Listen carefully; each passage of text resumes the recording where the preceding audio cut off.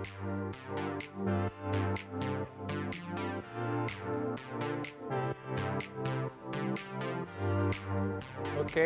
welcome. Everyone can hear. Yes. Welcome to each and everyone. Another Fiona just joined us. Oh, hello Fiona. Good to see you. Second UN Youth Delegate joins the UN Resident Coordinator in Albania, Ms. Fiona McLooney, whom I want to thank very much for being here, for accepting the invitation of the National Youth Congress to join our fantastic activists who have been supporting the work and the activities of the whole title for more than a year now.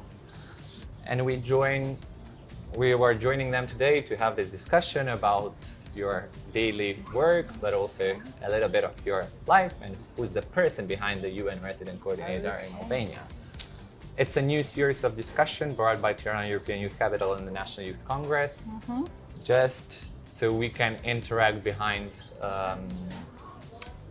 even as a follow-up to other events which you have attended and supporting during the year. And just to start it up, so we can start the discussion, I would like to ask you, what's like being the UN Resident Coordinator in Albania? What it's like? Yes. Well, it's a huge honor and a great job, actually.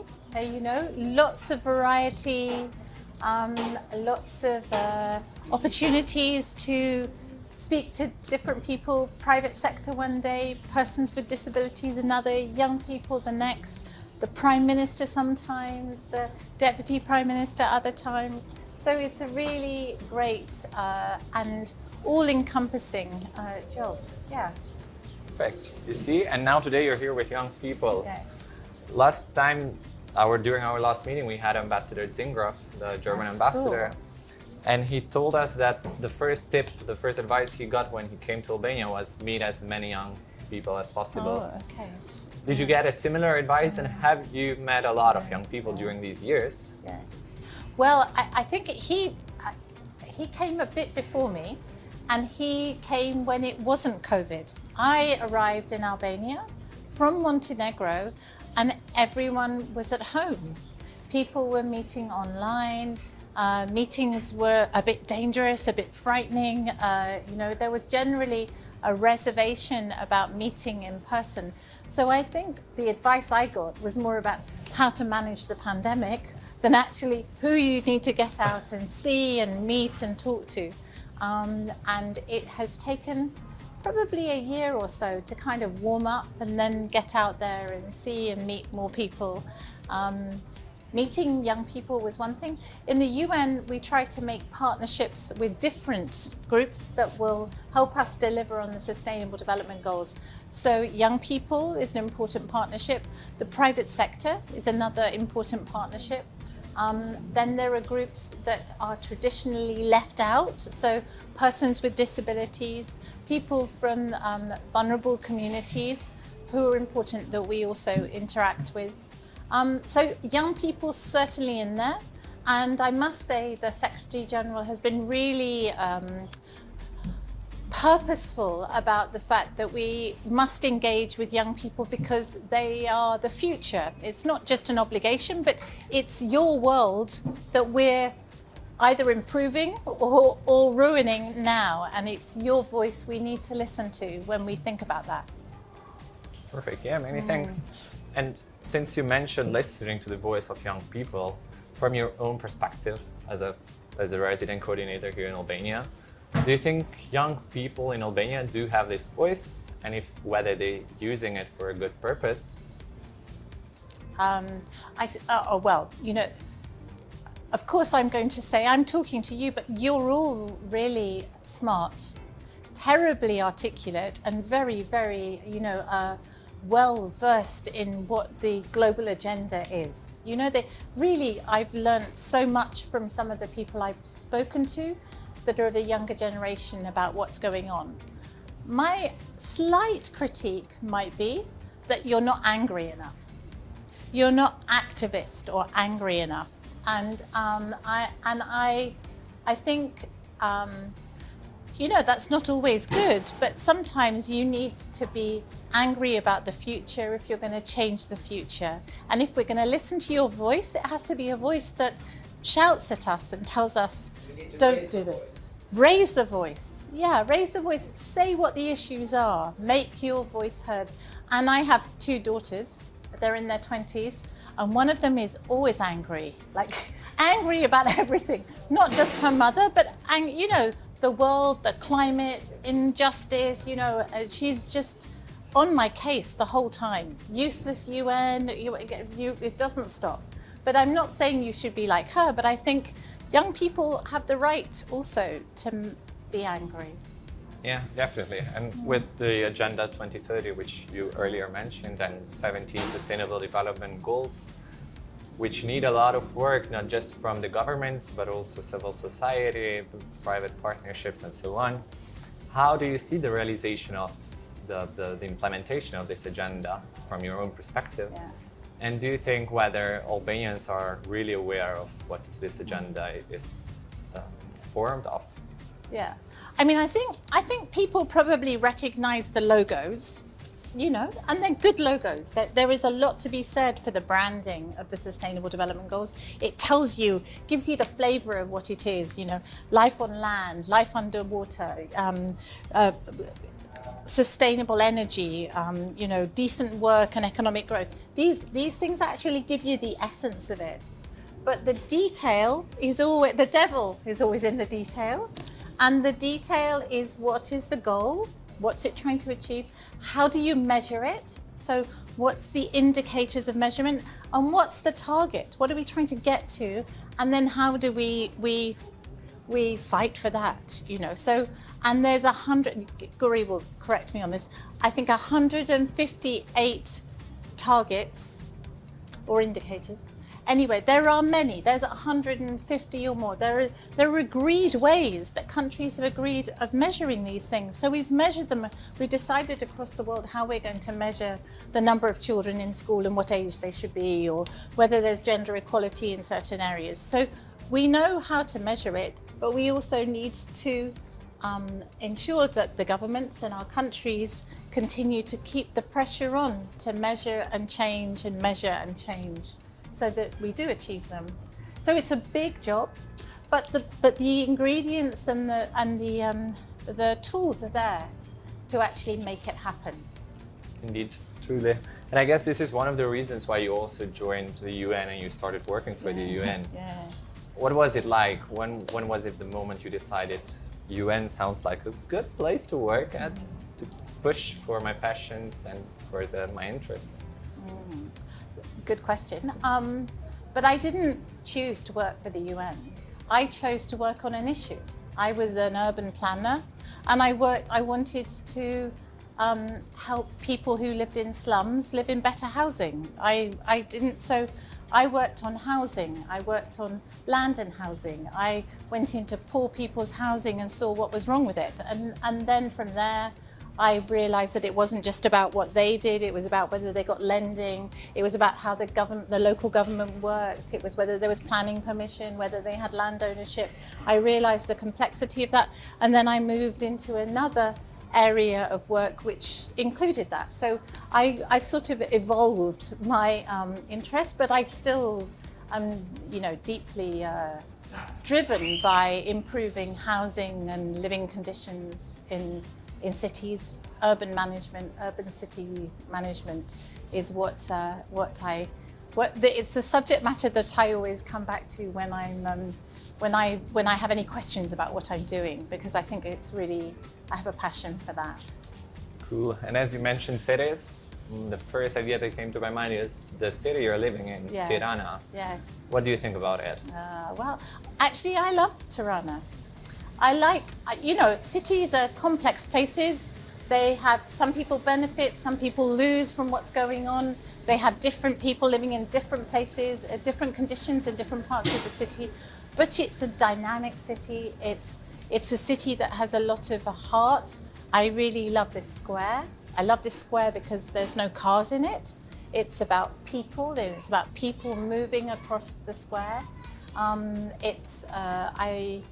I think some of the idea of creating density is a good idea. It prevents urban sprawl. It prevents people relying on cars to move when a car is in a household, it usually goes to the man. And it doesn't go to the children, it doesn't go to the young people, and sometimes doesn't go to the woman either. So when you look at transport and mobility and equality, these are issues that you can influence by the way you design your city. Perfect.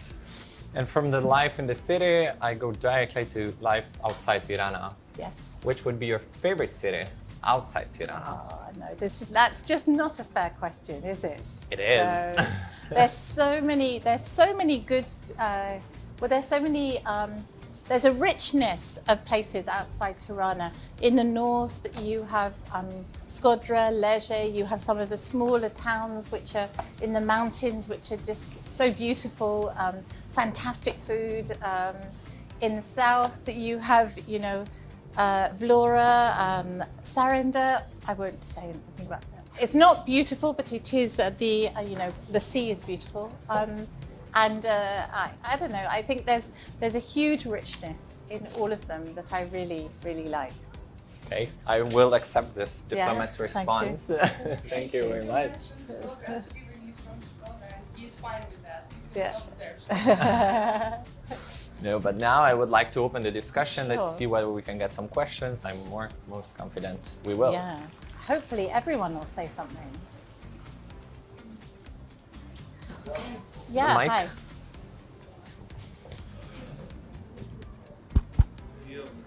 Hello, my name is Sony. I come from Kuksi. I don't know if you know.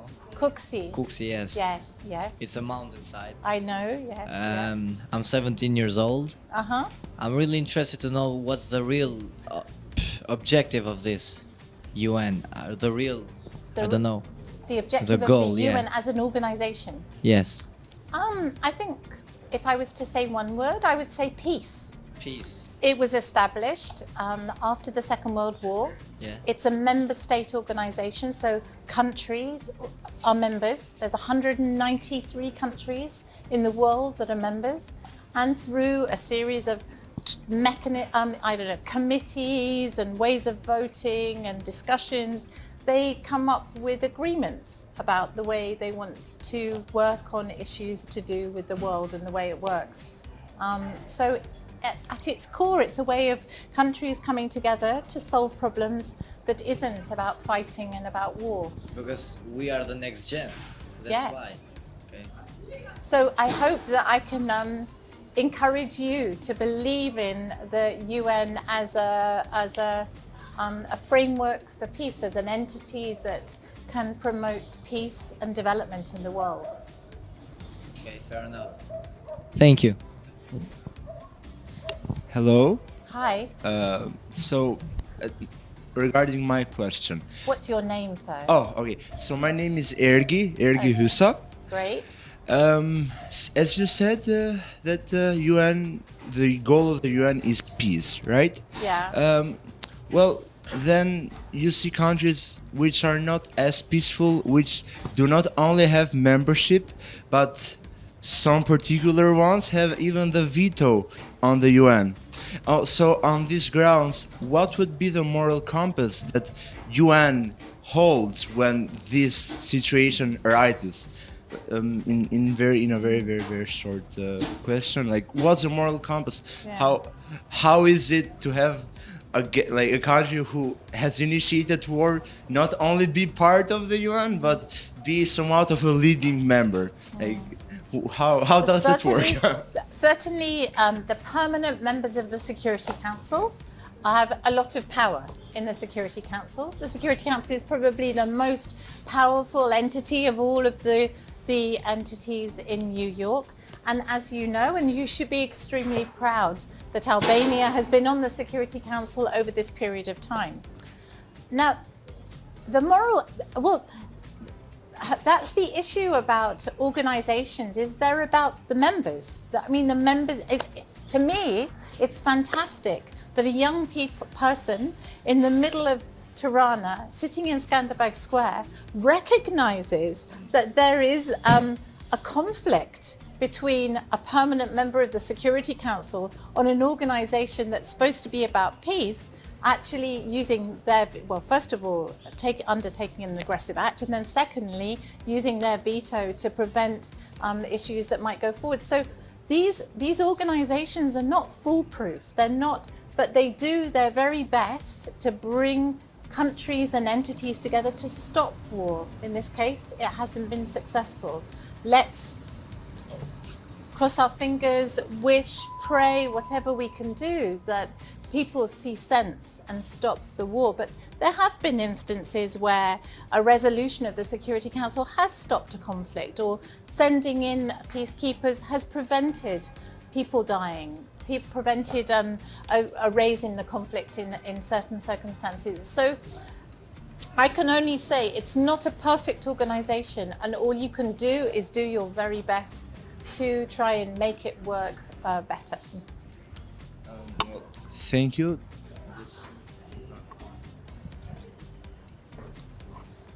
Hello, my name Hi. is Michelle. Hi, Thank you Michelle. for the motivational messages. I wanted to ask you about your first job, and it was while you were studying or after you got your degree. Oh, okay, it's a good question, because my first job was actually working as a lifeguard in my local swimming pool, and I was 15, and I just passed my qualification, and my mother was a nurse. She was also working in the same town, and my hourly rate of like pay was the same as hers, and it was shocking. She was a nurse for like 20 years or something, and she said, "How come you earn more than me?" But I was also working. I was also working many hours. So this was my first job. That was one job, and I also had another job working in a jeans shop on a Saturday. I think that was another of my first jobs. But after university, I did more technical jobs. But I also think it's good to do ordinary jobs. Shows you what they're like. Another one. Aha, great. Every organization starts with a problem. Let's say there might be an actual problem that the organization is trying to fix for the future.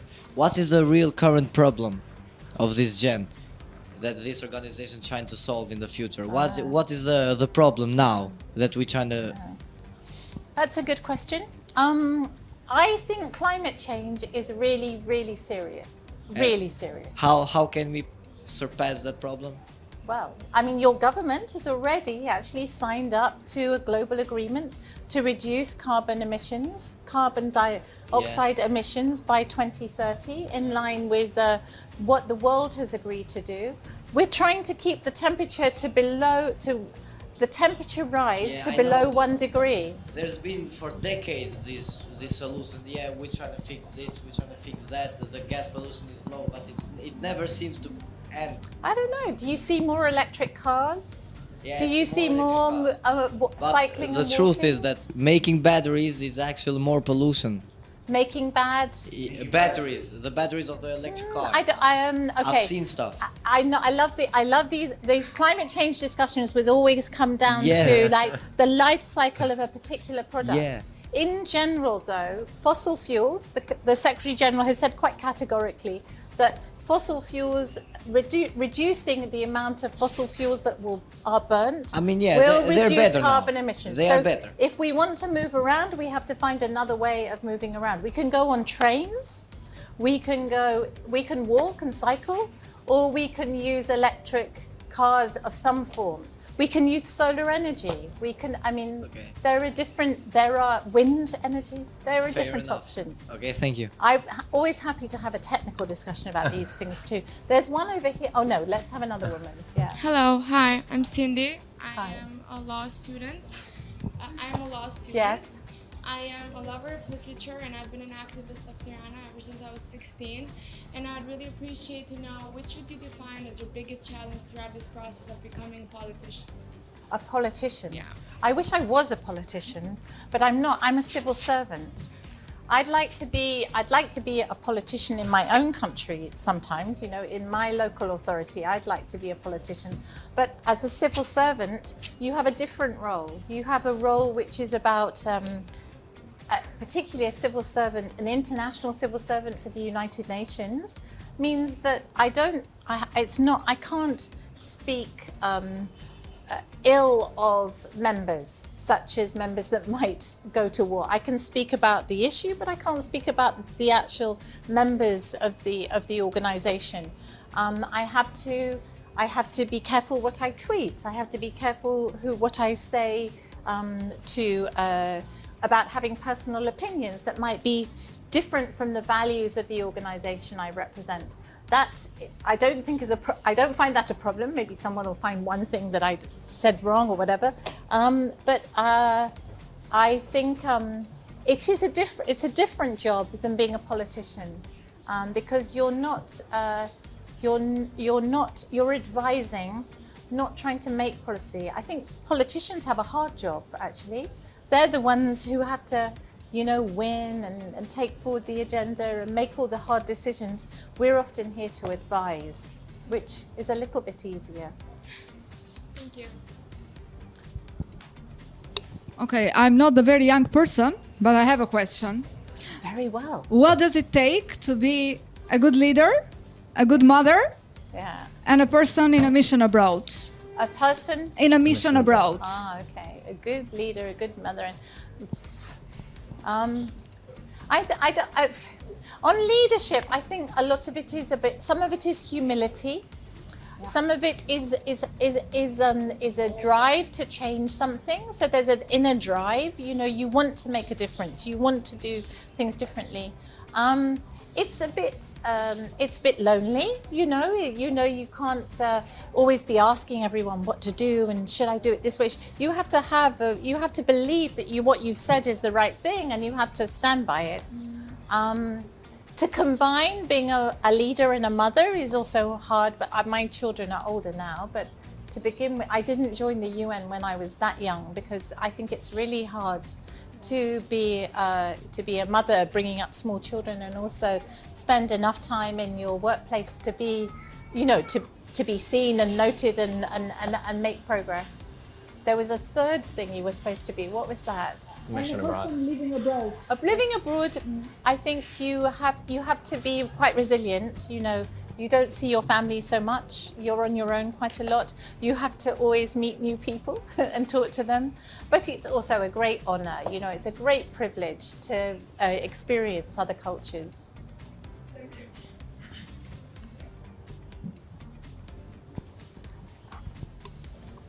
Hi, my name is Jonas, and Hi, I have a Jonas. question regarding, since we were talking about the youth, what do you think about the youth involved inside of the UN?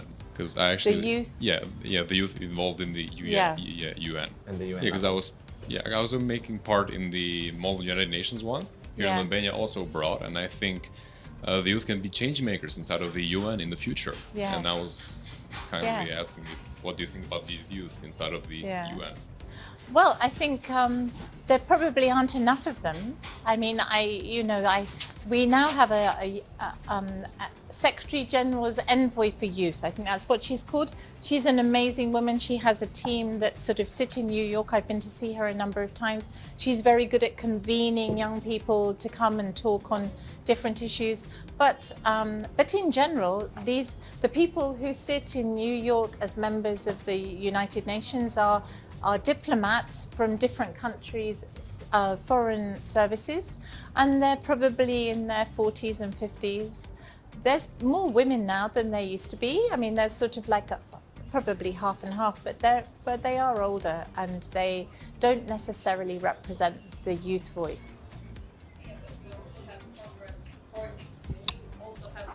Supporting youth and making sure it gets represented, such as UN Yes. youth delegates, or Yes. even the Yes. youth advisory group that Yes. we have also established in Albania, and that has an open call for members. Yes. Yes.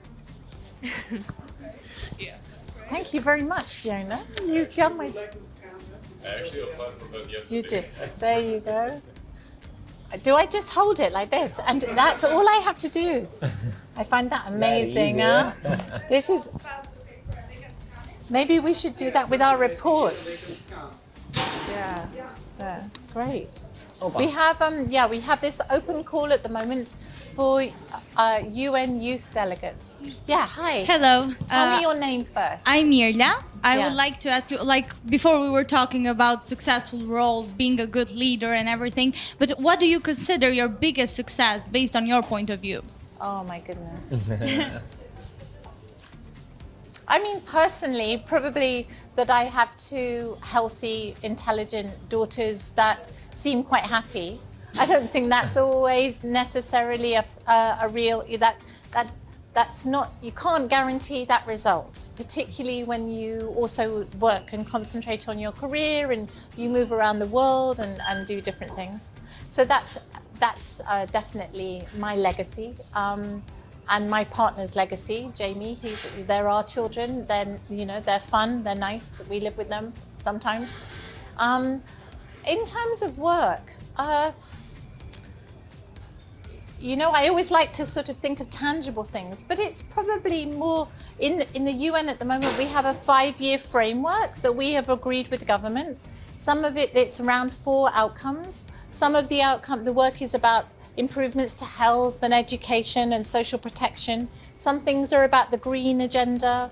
Other things are about governance and rule of law, and then there's a whole section on gender equality. And I think if we make progress on this agenda with this government, then it's a success. And I would be proud. I think we've made little steps in certain places, but we need to do more and keep the energy up. I'm glad. You have another one? Over here? No, really. We should get the people who weren't invited to ask them what they want. Hi. Hi. I'm Dea from the National Youth Congress of Albania. Thank you so much for spending this afternoon with us and for sharing parts of your experience and life here in Albania. I actually have 2 questions. The first one is, you mentioned before that you do not see young people in Albania much of an activist or angry about some issues. What are those agendas or issues you think that, from your experience in Albania, you believe that people should be more engaged in? And then the second question is, what is a habit or part of your lifestyle that has changed in Albania and that it always reminds you of your life in this country? Oh, cool. Well, I really like swimming, actually. And I haven't been this close to the sea before. So I think in terms of habits, I quite like to go swimming. And I've started this quite early in the year. And I hope it continues to be a habit every weekend. Go for a swim in the sea. I think it's very good for you. Doesn't matter what the weather is like. So this is my thumbs up habit that I want to keep going. The issues, the funny thing about activism and issues is that they have to be yours, People can't tell you what you think's a problem. They can suggest things for you to read. They can suggest people to talk to. They can suggest YouTube, videos to watch. But your passion for a subject comes from you. And how you feel about something. And in your case, it might be that you're mad that you haven't got a job, or you might be mad that the way in which your exams were run in the university, or you might be mad because you thought there was a tree there and now it's not there anymore. And they're often really personal, and I think that's why it's kind of, I can say climate change is very, very serious. You need to be activists around that. But until you experience it and you feel it's real to you, and you think about what it might mean if the seas rise, if it gets hotter and hotter, if you get unpredictable weather events, until you've kind of processed that yourself, you're not going to be an activist. You're going to be you're going to be interested, but maybe not motivated to be passionate about it or change it. Yeah, indeed, if I may follow up on the climate change. There's one here, the pink.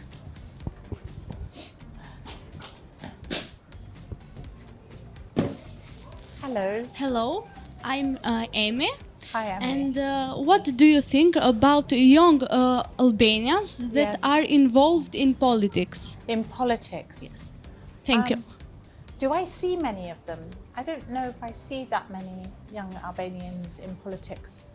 Certainly not on the TV or on the YouTube channels. I see that the State Minister for Youth is quite young. She's probably the youngest person I see involved in politics? Are there a lot of young people involved in politics? In politics organizations. Are there? Yeah. Oh, Yes. We are some of them. Okay, well then, Young I'm sorry, Forum. I'm meeting you for the first time then. I think you're a wonderful group, but I haven't seen you regularly. I mean, and of course you must remember, I'm not speaking Ship. I don't see all of the social media, you know, so I may have missed where you are involved and what you do. Yeah. But I would encourage it. So even if I don't see it, I would encourage it. I think it's a good thing. It's a really, it's a way of changing what happens. It's a way of being involved in what the future of your country or your town will be.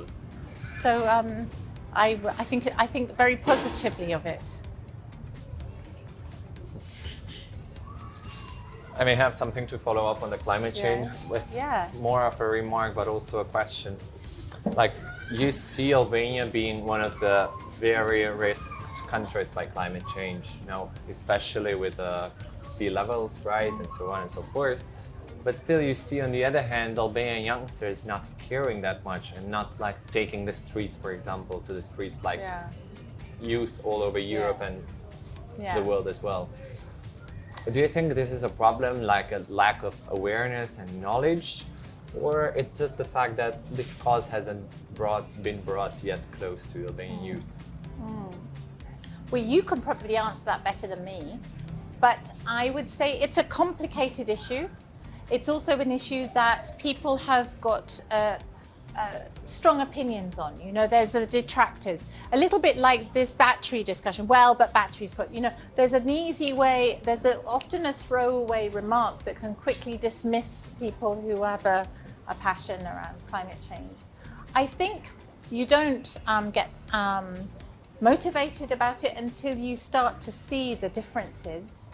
And maybe your parents or your grandparents say, oh, we didn't used to have blossom on the trees in February.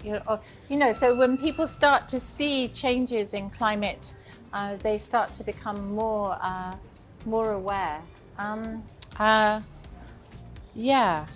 I don't know, but it is quite a complicated issue, and also is an issue that not one country can solve. It's a multilateral. Everyone has to make a difference.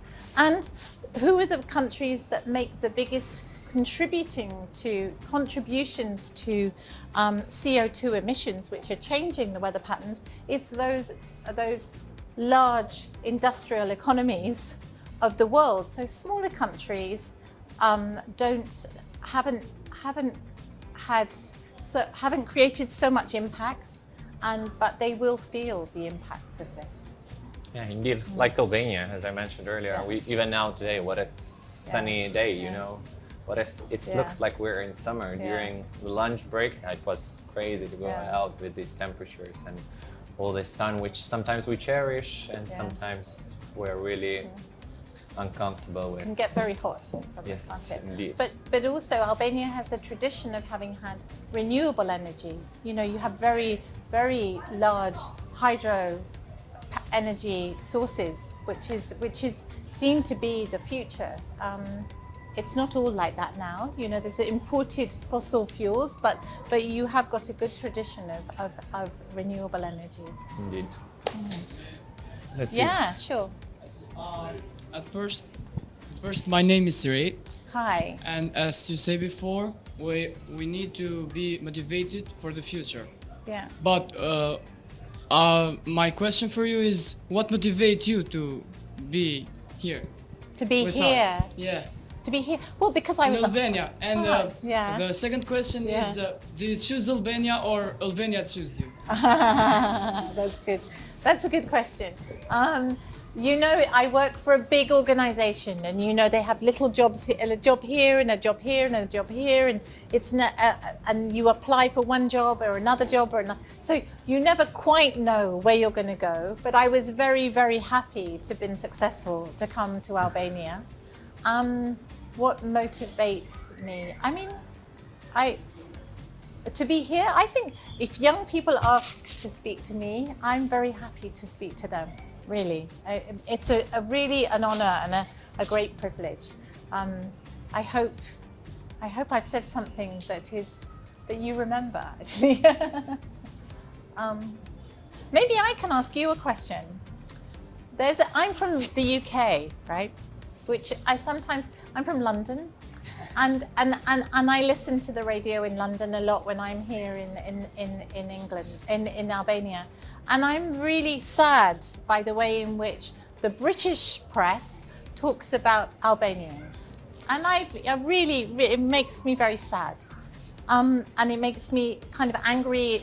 That's why I want to be a politician in my own country, to make us more tolerant and less making these broad generalizations about the way different countries are viewed. But I've thought a lot about the whole issue of migrants and movements and why British people are being so rude and so aggressive against people who are coming on small boats. And I can't, in my heart, I can't understand why so many people are traveling there from here. So can I ask you that question? Well, since I have the mic, I'll try my best to give a reasonable question. Well, first of all, regarding Albanian and a small history, I may be the first, but not the last, to tell you that Albanians have much more of a history regarding many other great things that we have done. Yes. Other than whatever the British media tells you. Oh, gosh, for an instance, the only woman ambassador on the Treaty of Versailles after the First World War was an Albanian, in an Albanian delegation before all the waves of feminism. Cool. Yeah, like that's one of the things we never get to talk about. Yeah. What was her name? No, wait. Okay, we'll come back to that one. Yeah, I'll give you. Yeah. So, anyways, I believe personally that there is, first of all, the reason why the British dislike foreigners and this immigration, it's somewhat understandable. It's scary. It's foreign. Anything foreign and mysterious may be perceived as scary, but on the other hand, it may be very, very exciting, since many of the Albanians which are moving have great CVs, have ambitions, have we have so much English Albanian musicians, Dua Lipa, Bebe Rexha, Rita Ora, also like. Other than that, we have all kinds of in all fields. But the initiative. So, I believe that many Albanians see the West, Britain, Germany, France, America as somewhat of so we are developing. We are on this state which is yet not there, but you have it. Like it's like the other side. We have this saying, in Albania, it's like grass is always greener on the other side. So in this sense, it just feels we still have that idea that there it's better. There it's like that. And lastly, the thing is that many of Albanian middle-aged people somewhat have this mentality, especially that they have worked their whole life and don't have enough to save up for their elderly years. So what happens is like, okay, I'm going to work myself off this all of my life, but at least have it back, like on the end, and maybe I'll have it there. Maybe I didn't have it here. Maybe I'll have it there. Okay. It works like that, very shortly. Great. I like that you made that question for one simple reason. It was one of our discussions in the National Youth Congress a couple of weeks ago. We met online with representatives of the National Youth Council in UK. Oh, really? Yes. Oh, cool. And it was actually our meeting discussion was exactly about this. What do we, as young representatives of young voices in the UK and Albania, do about this issue that we're being portrayed very badly? Personally, though I might belong to the mid-generation, I think nobody leaves their own place for for fun, for something just like that. Our young people are living for a better quality of life. They're going a bit everywhere, but I also can be very critical because I belong to the other generation of young people who was here in 1997, who had the chance to go abroad and to return back and not stay. So I think the issue, especially with portrayal of the Albanian immigrants in the UK, I think it is like many of the things we see here in Albania as well, a bit more public and political rather than real, and also a bit more stereotypical, which for me is a very big issue of today, not only on this issue, but stereotypical in the way that we all know something negative will be forever stuck into your mind rather than something positive, which doesn't get promoted and get a lot there. We have a lot of diaspora in Great Britain, we have a lot of them in Germany, we have a lot of them in the US. So it is more the behavior of the recent, what is happening quite a bit, not only there, also in the region. Xenophobia, unfortunately, it's increasing a lot. Stereotypical behavior among young people. So I believe here is, we go back to mea culpa. Us in the youth sector, we need to work more with our young people as well, maybe. And we need to work more with media as well, how things are portrayed and reported. Because I think it went beyond of a hoax rather than what it really was in a bit, and it leaves this bitter taste. Yes, definitely. No, it's very poignant. Was there anyone else that wanted to add? Why would you leave Albania? Yeah.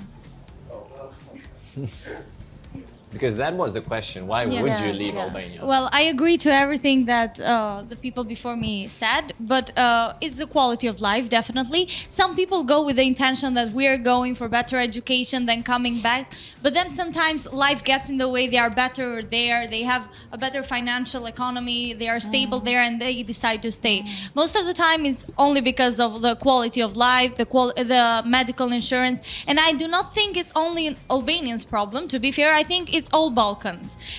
We also tried an initiative to have like the Western Balkans exchanging like students, and well, the youngster didn't find fun of the idea of going to another Balkan country, but going to EU countries, going to countries that are well developed, and we are in development. So it's more intriguing to go into places that can offer you more opportunity, and I think that's why youngsters go to places such as UK, Germany, US, etc. Yes. But do you have other examples in your family networks of people coming back? You know, people returning, people, they go, they're educated, they're coming back, or they come after retirement and they invest. Yes, of course, that they are those examples. We also have examples that never come back, which is the majority, unfortunately. And the ones that come back, for example, Ira said before that I was the one of my generation coming back. One is here, and you can find also a lot more, even friends of mine that have gone and come back and then invested in their country. This is what our country hopes for. But you also have cases when they do not return because they have stable to life there, and it's hard to live it for. And that's where we come to brain drain as a huge issue for Albania. But then on the other hand, not accepted and not properly addressed, because you see, if I were to ask the question, how many of you would want to leave Albania, most of us would raise their hands. And for sure, it's what a girl said. It's not about a specific requirement or condition, so not just about better wages or better education. It's mostly a complexity of issues and reasons leading to... quality of life is a very complex thing, isn't it? You know, is it fairness? Is it because the traffic jams are so bad? Is it because of the air quality? You know, that it's very complicated. I don't think that anybody would leave their homeland, or they're not for patriotic reasons, but like it's their land. They know it very well. For I don't know, air pollution, whatever that is. I don't think that it's this like traffic. Oh, we have too much traffic. Oh, I'll go in London then. I don't think we have that luxury, and I think it's more of a hope. Like for the same reason, many of the Albanian youngsters do not feel angry. It's because they do not feel as they have an impact, and they do not feel that as they can have change things. and they don't, and they feel like, oh, this is the way, and this will always be the way. Like we have in Albanian politics this idea that it's just a transition. We use it very much, but it's not a transition anymore. After 20 This years, is the maybe status it's not a quo, transition. and we have realized it. Maybe it's not well spoken anymore, but we have realized it, and now we are like, okay, if this is what it is, I don't want this deal. I want another deal. So we have this initiative, but since in our minds as youngsters, this is the status quo, it won't be changed. Off I am, like hasta la vista. It is the easy way out, and that's why most people do it. But that's not the right way, because the thing is, by 2050, the whole of the Balkans would be around 30 million people, which would be like half the population of Italy, which is terrific. Like, will it really be that big? Yeah, because yeah. I think population is declining. in no, but every- like the whole of Balkans. But I mean, we're 2.5, maybe North Macedonia is 2. 2.1. Serbia is 7. Montenegro is 0.6. and Greece going- is 12. Okay. For instance, so it's like 50. Okay, you included Greece. Okay, all yeah, of the yeah, Balkans. Yeah. Yeah, So I mean- you included EU, Balkan, yeah. Okay. The whole of the Balkans. Yeah. But like this issue also, although it is maybe they may be in the Europe, in EU when we are not, it's not very different. Like we still are neighbors. It's when I personally think of the Balkans as one, because the Where truth. else do you think of as the Balkans? Because that's one of the things I don't understand because I'm not from here. Well- So Greece is the Balkans? So it's Greece, Albania, Macedonia, Bulgaria, Kosovo, if you recognize it, Serbia, Bosnia, Montenegro, I said, Croatia, a small part of Turkey, and then you may add or not add Slovenia, Romania, and a small part of Italy, but like very, very tiny, like only Trieste, like one city. Culture-wise, Balkan. Yeah. So technically, Italy is part of it. But to answer your question, but that's how I think people see it. But I mean, there are others. Culture-wise, Balkans, you see? Yeah, but like. Great. Tell me a little bit about you guys. Are you at university? So who's at university? Okay, it's 3. 3 of Who's us. at work, like working? And Fiona, what are you doing? I'm working in the Parliament of Albania as a trainer, Uh-huh. and also as a project manager at Policy Hub. We work with EU integration matters. Cool. So, but I still have very big affection about the UN. Thank you. But And for me, it's an organization that motivates people to believe in ideals. Mhm. So that was for me the Important. greatest motivation about why I became part of UN structures. Thank you. And where are you working? At the National Youth Congress. Okay, right, okay, good. And studying. So who's studying what? Let me just, yes. So I'm in my last year of IT electronics. Okay. Yeah, and I plan on going. Well, I plan on in Albania. I actually so I don't know if you know, but last year I think there was a cyber attack on Albania. So what I've decided to do is enter the military school as a cyber ethical hacker. Yeah, cybersecurity, ethical hacker. So I'll be nearby in military school. This is what my brother does in Australia. What about you two? Are you in politics? I'm studying law. Yeah? Oh yes, you told me that. Yes. Like activism. Yeah. And I like reading. Yeah. And we can the least I can do to make this city a better place for Great. kids to grow. And to maybe one day raise my kids and. Very nice. What about you? Hello, my name is Paula. I work as a marketing manager at National Theatre. At the National Theatre? Yeah. Ah, cool. Also, I study French language. French. Sorry, I can't help. Very bad. What about you? Great. For IT too. So Yes. the computer guys have sat next to each other. Yeah. and what about you? And he's my And you cousin. there they are. Yeah. Last year of high school, and I want to study medicine. Medicine. So these Another are the one. medical. These are the Another medical one. contingent. And if you study medicine, do you see yourself working in Albania or maybe? Yeah, I think Yeah. in Albania because I want to stay with my family. Yeah, that's nice. What about you? I'm a law student. Yes. And about working hard and working the youth atmosphere. The. Youth atmosphere. Okay, great. And behind you? I study biology. Yeah. Great, great. At Tirana University. Yes, good. Are there many women studying sciences these days, or you find yourself in the minority? Not so many. No, it's hard to get girls to study science subjects, although good luck, you two. What about you?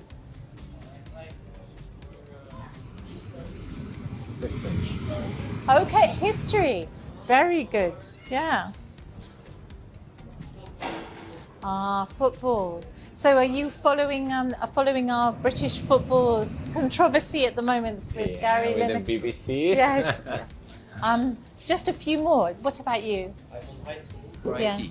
For IT. Yeah, Okay, that's more IT. That's very good. And I forgot your name. Jonas. Jonas, yes. I'm in high school too, but I Yeah. think I'm going to university for international relationships. Okay. Currently, I'm a young European ambassador Okay. in Albania, yeah, and I also involved in the UN youth groups also. Okay. Yeah. Good. I'm in high school too. Yes. And I like politics science. Political science. Yes. Great, interesting. And yes. And I'm a law student too. Yeah. And I'm an activist here in Albania. And I love doing a public law because I love public law to come here in Albania, but I want to go and in UK. In UK? Yes, for studying, just for studying. Who knows then what happens? The law would be, but I think the law in the UK is different. And also, because Albania is joining European Union, you don't want to go to UK these days. It's behind the whatever. Very rainy. No. I believe in multilateral organizations. I believe in collaboration. See? I think maybe you want to wrap up. Do you? Yeah, we can definitely wrap up, and let me thank you on behalf of the National Youth Congress, Tirana European Youth Capital, and all these young people here. For sure they have seen you at our events, either addressing the crowd or just being present, and now I'm most confident they had the pleasure of talking to you in person and getting to know much more of you. And until next time. Thank you. Well, nice to meet you all, and have a good day, and see you in the rest of our work. Who knows? Fine. Thanks. Thanks.